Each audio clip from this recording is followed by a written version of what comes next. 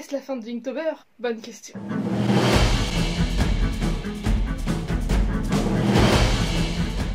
Donc, que se passe-t-il avec Inktober? Tout commence donc le 19 décembre 2019, quand Dane Holt, qui a publié un recueil d'Inktober qui date de 2013 sur Amazon, a reçu un avis d'arrêt d'exploitation pour cet artbook en particulier parce qu'il contenait Inktober dans le titre. Et donc elle a posté sur le groupe Facebook Artist Alley Network International ce problème, ce qui a permis de le faire connaître. Si vous avez déjà fait un recueil de l'Inktober et que vous le vendez en ligne, vous risquez de recevoir un avis de retrait pour ce dernier.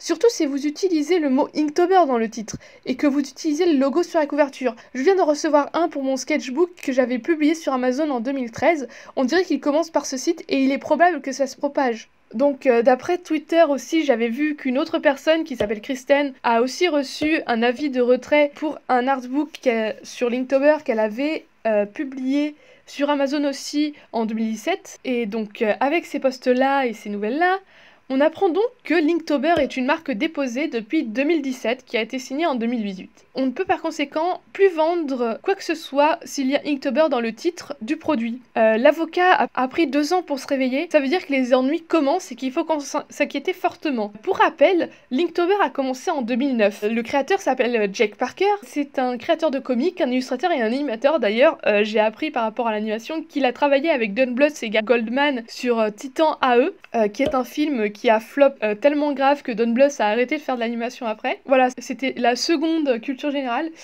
Donc la création de ce hashtag sur les réseaux servait à créer un challenge qui permettait de promouvoir les artistes. Le but premier était de mettre en avant la créativité et renforcer la communauté. Donc les buts c'était de s'améliorer, de trouver d'autres artistes, de faire croître l'audience pour leurs travaux. En 2014, 5 ans après le début, Twitter comptait déjà 100 000 posts avec ce hashtag. Il faut compter quand même 30 posts par jour par personne seulement pour dire à quel point il y a eu des milliers de personnes. Donc là vient en action Twitter qui a mis encore plus au jour le post de Dane qui parlait de cet avis de retrait. Donc c'est Kiku Doodle qui poste un lien vers l'article Facebook et qui donc donne ses conseils sur la situation. Ne participez plus à Linktober. Jake Parker, la personne à l'origine du tag, a déposé la marque Inktober et son avocat est en train de faire retirer à tous les artistes les produits qu'ils vendent, comme les recueils qui contiennent leurs propres œuvres et qui utilisent le mot Inktober. Ensuite, elle explique la situation de son point de vue d'artiste qui a déposé sa marque et qui connaît plus ou moins comment ça marche. Et donc, je vous traduis encore le tweet. C'est des conneries, c'est un hashtag public qui a commencé pour soutenir les artistes, c'est devenu populaire parce que des milliers d'artistes ont participé et décidez maintenant que je suis le seul à pouvoir faire de l'argent avec, vous tous qui l'ont rendu populaire, vous ne pouvez même pas vendre vos propres œuvres en utilisant le nom, c'est abusif. Je parle en tant qu'artiste qui a déposé sa marque, jamais ma marque n'a été un défi libre de droit.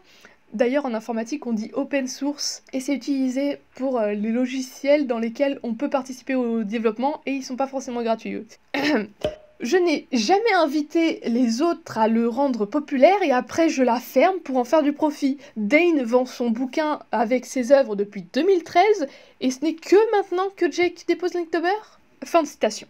Le problème concerne principalement les États-Unis pour l'instant et les plateformes américaines en particulier, c'est-à-dire qu'il commence avec Amazon, mais après il pouvait y avoir Etsy qui est une boutique qui est un endroit où on fait beaucoup de boutiques en ligne en Europe, Gumroad qui est une plateforme qui permet de vendre des PDF, et même peut-être Kickstarter qui est du coup anglophone où il y a potentiellement des recueils d'Inktober qui peuvent être vendus. Il y a de forts risques que ça se propage et ça peut se propager aussi au monde entier parce qu'une marque déposée c'est dans le monde entier, ça dépend combien t'as payé mais il y a quand même beaucoup de monnaie à se faire s'il dépose sur le monde entier ou sur les pays les plus riches.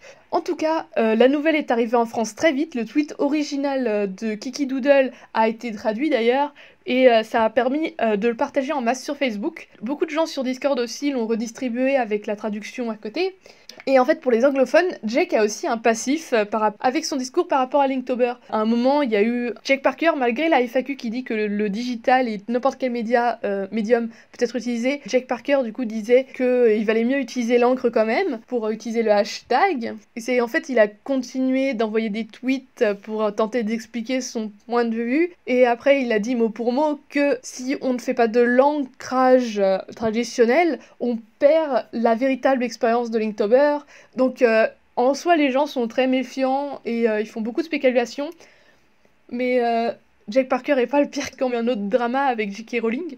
Et ça, on en parle à la fin de la vidéo. Et même s'il y a des méfiances et des spéculations par rapport à Jake, il faut rappeler que c'est quand même un artiste aussi. Il sait ce que ça signifie en termes de précarité. Donc pourquoi est-ce qu'il profite de ce que son hashtag est devenu? Pour rappel des inquiétudes, les artistes sont des entreprises et Jake peut tout à fait faire retirer des artistes des boutiques si Inktober est marqué sur ce produit. Et comme beaucoup d'artistes utilisent Inktober pour des recueils ou des BD, Jake peut les faire retirer et ou il peut demander des revenus par rapport à la marque, des pourcentages sur les ventes que l'artiste fait, etc. Mais il faut rappeler que l'utilisation non commerciale du mot est ok, donc on peut toujours utiliser le hashtag, donc on peut toujours utiliser le hashtag, et évidemment les œuvres nous appartiennent aux artistes, et il appartient aux artistes, donc il est possible de renommer le livre Inked October, donc octobre encre, traduction littérale, pour être en parfaite sécurité. Et à ce moment-là, c'est le moment de se dire qu'il faut peut-être trouver des alternatives aussi. Et il faut d'autres hashtags. On peut boycotter Linktober parce que l'artiste qui l'a mis en ligne a décidé d'un coup qu'il allait être le seul exploitant du mot. Donc il y a eu quelques propositions sur le tweet, comme des trolls pour Jake qui disait fuck Jaketober, donc et Notober. Et ensuite il y a les vrais défis qui existent. Il y en a pendant toute l'année, mais celui qui est revenu le plus souvent c'était Drawtober parce que c'est juste dessiner et October, donc ça ne donne pas de médium à utiliser comme Inktober ou Digitober, c'est vraiment on dessine, c'est tout. Mais bref, il y a tout un calendrier de possibilités qui vous est offert. Il y a une image qui traîne sur internet quelque part qui est un tableau rose avec ses défis et d'ailleurs je l'ai pris en référence, donc je dois le mettre en description. Donc en janvier on a Creatory qui est composé des mots créature et January, et le défi c'est de dessiner une créature mythologique par jour. En février, on a February et Birdary, qui sont respectivement des fées tous les jours ou des oiseaux tous les jours. En mars, on a le March of Robots, qui se traduit littéralement par Marche des robots, et ça fait un très beau jeu de mots. Et donc, c'est, comme vous pouvez le deviner, dessiner un robot par jour pendant tout le mois de mars. En avril, on a April Shower, qui a pour but de dessiner tous les jours une illustration sur le thème de la pluie. En mai, on a Mermaid, qui est de dessiner des sirènes pendant tout le mois de mai. Et ça, j'y ai participé l'année dernière, donc en 2019.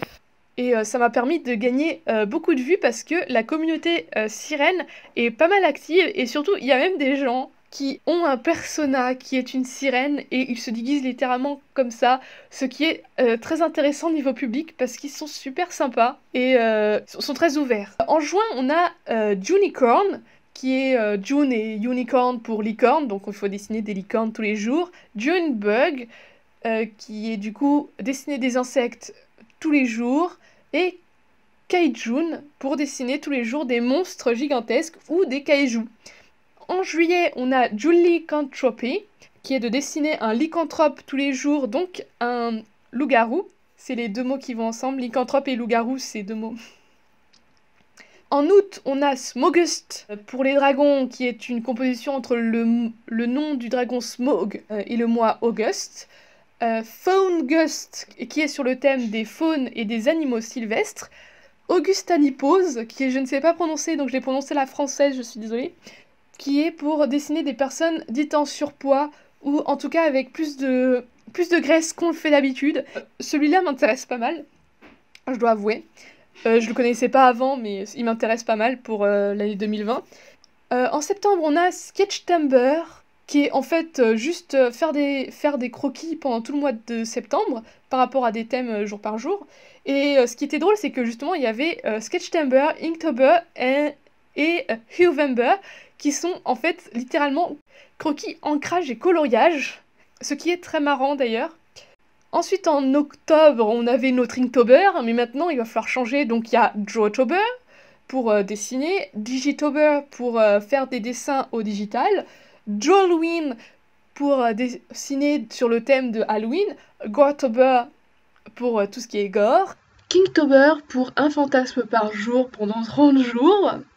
Ensuite, on arrive à novembre avec le Hovember, comme j'en ai parlé, c'est donc dessiné chaque jour avec une couleur en particulier qui suit le cercle chromatique. Du coup, c'est très progressif comme changement de couleur et vous pouvez faire un artbook avec un arc-en-ciel, c'est génial. Et on a aussi November, dont le but est de dessiner chaque jour quelque chose que l'on n'a jamais dessiné. Et pour moi, c'est compliqué de me demander ce que je n'ai jamais dessiné et que j'aurais potentiellement envie de dessiner pour m'améliorer. Parce que en 2012-2013, je faisais pas mal d'expérimentations et je suis allée dans tous les coins. J'ai même dessiné des dauphins, attention. Beware. Et j'ai aussi découvert le NaNoWriMo. Parce que je connaissais déjà le NaNoWriMo qui est le mois national d'écriture. Et là, dans le NaNoWriMo, apparemment, il faut dessiner 50 images en 50 jours. Et je suis pas convaincue par ce défi, parce que 30 jours, c'est déjà compliqué pour la plupart des gens. Ensuite, on arrive à décembre. Et en décembre, il y a un Josember, pour dessiner décembre. Il y a ensuite le Pokésember, dont le but est de dessiner un Pokémon par jour, apparemment. Et il y a aussi le Dinosember, dont le but est de dessiner un dinosaure par jour. Celui-là aussi m'intéresse. Je vais espérer pouvoir m'organiser pour le faire cette année, parce que je vais sûrement pas faire d'artbook sur mes Inktober comme cette année, 2019, avec Earth Ontology. Bref, voilà toutes les options que vous avez. Et heureusement, la réaction de Jake a été rapide. Déjà sur Twitter, il envoyait des messages pour dire qu'il allait voir avec son avocat ce qui se passait parce qu'il y avait des mains courantes sur des artistes. Et ensuite, il a aussi posté sur son site un article qui explique pourquoi il a déposé la marque. Le truc, c'est que Linktober, comme c'est très renommé, ça attire les profiteurs. Et Jake Parker voulait éviter que Linktober soit vecteur de haine et de violence. Il ajoute d'ailleurs une menace dans son article. Si vous êtes un pirate et que vous faites de l'argent en vendant des marchandises Inktober, comme des t-shirts, des tapis de souris, des mugs, des livres, et que vous faites croire au public que vous êtes d'une manière ou d'une autre un associé officiel ou que je suis un de vos sponsors, mon avocat vous contactera et je n'en serai pas désolée. Et d'ailleurs, sur Twitter aussi, aux réponses au post de Kiki Doodle, il avait aussi précisé qu'il avait déposé la marque pour publier son propre recueil en 2018 et qu'il en avait besoin. Et en tout cas, sur son article, il dit clairement que les artistes peuvent vendre leurs œuvres et ce ne sont pas eux qui sont les cibles. Jake n'essaye pas de les nuire et il est possible de vendre ses sketchbooks d'Inktober, contrairement à ce qui a été dit dans les réseaux sociaux. Mais il y a 3 conditions qu'il précise. C'est qu'il ne faut pas utiliser le logo d'Inktober, ce qui tombe sous le sens, mais il faut le rappeler. Et ce logo est réservé aux sponsors. C'est totalement ok d'utiliser Linktober avec l'année en suivant, genre Inktober 2019. Et c'est aussi possible d'utiliser Inktober plus l'année, donc Inktober 2019 pour notre exemple. Et aussi, Inktober plus l'année doit être utilisé comme sous-titre sur la couverture des recueils. Par exemple, Sketchbook en grand et en sous-titre basé sur les prompts Inktober 2019. Il est possible de mettre Sketchbook basé sur les prompts Inktober 2019 dans le titre Amazon s'il n'y a pas de problème. C'est juste que sur la couverture, c'est moins important. Et du coup, s'il demande ça, c'est parce que l'important, c'est que le public puisse faire une distinction entre le travail de Jake et notre travail à nous. Ensuite, il a aussi demandé aux gens qui potentiellement ne respectent pas ces 3 ou 4 règles, que je rappelle, pas le logo, Inktober plus l'année et Inktober plus l'année doit être en sous-titre. Donc si vous ne respectez pas ces 3 règles, vous pouvez lui parler pour modifier la définition de comment il cherche des contrefaçons. La marque n'est déposée que depuis 2 ans et ils ont potentiellement mal clarifié certaines conditions. Je trouve ça logique. Donc l'intention n'est pas de chasser les artistes qui vendent leurs œuvres sous le nom Inktober. Et apparemment, c'est Amazon qui fait du zèle sur tous les articles contenant le mot Inktober dans les titres. Mais est-ce vraiment arrangé ? Parce que Twitter est impardonnable. Je parlais plutôt du tweet de J.K. Rowling qui est transphobe, et le truc c'est que je vois beaucoup de gens qui postaient fièrement des trucs du genre j'ai vu un de mes amis liker le post de J.K. Rowling, du coup je le unfollow, comme si c'était une punition déjà, et en gros il ils réfléchissent pas au fait que ça se trouve, ils l'ont juste mis en favori pour le garder. Mais bref, Twitter est impardonnable. Et le fait que la marque ait déposé, était-il vraiment indispensable? C'est parce que ça fait un peu bizarre, parce que les pirates, normalement, ils utilisent le logo Inktober et des dessins volés potentiellement. Peut-être que ça justifie juste la recherche par le mot Inktober, parce que peut-être qu'on n'a pas le droit de chercher Inktober pour chercher des contrefaçons, je ne sais pas. Ou il y a peut-être des gens pirates qui ne mettent que le titre et il n'y a pas d'image, ce qui fait que ça rend compliqué de dire que on nous a volé de la propriété. Mais ça concerne plutôt le côté vous dites que vous êtes mes sponsors ou que je suis vos sponsors, à mon avis. Bref, espérons que ça ne diminue pas l'activité sur Linktober de l'année prochaine. Et je reçois de quelques personnes le tweet de Kiki pour me prévenir pour ma petite Horse Anthology, mon projet sur Kickstarter, et je les remercie. Mais je me fais pas trop d'inquiétude parce que je n'utilise Linktober que pour expliquer le processus de création et que la vraie marque du coup c'était The Little Horse Anthology et pas Inktober Horse Anthology. Donc voilà, ça c'était les explications pour ce qui s'est passé en ce 19-20 décembre 2019. Cette vidéo est en retard par rapport au drame parce que je souhaite poster seulement une fois par semaine pour éviter d'avoir un rythme trop cadencé de vidéos pendant l'année et que je dois me faire un dump. Mais j'espère qu'elle vous aura aidé, qu'elle vous aura donné un résumé, qu'elle servira aussi de mémoire pour les conditions qu'il faut respecter pour vendre votre propre sketchbook en ligne. Vous pouvez revenir quand vous voulez, la mettre dans une playlist pour vous permettre de la retrouver. N'hésitez pas à la partager. J'ai essayé d'être la plus précise possible sur l'histoire que j'ai vue. Si jamais j'ai oublié des points, si jamais il y a des précisions que vous aimeriez être clarifiées, vous pouvez les déposer dans les commentaires. Moi, j'ai hâte d'entendre parler de votre avis sur cette polémique et de vos doutes. Et du coup, on se retrouve la semaine prochaine avec une nouvelle vidéo. Et je vous dis bye bye!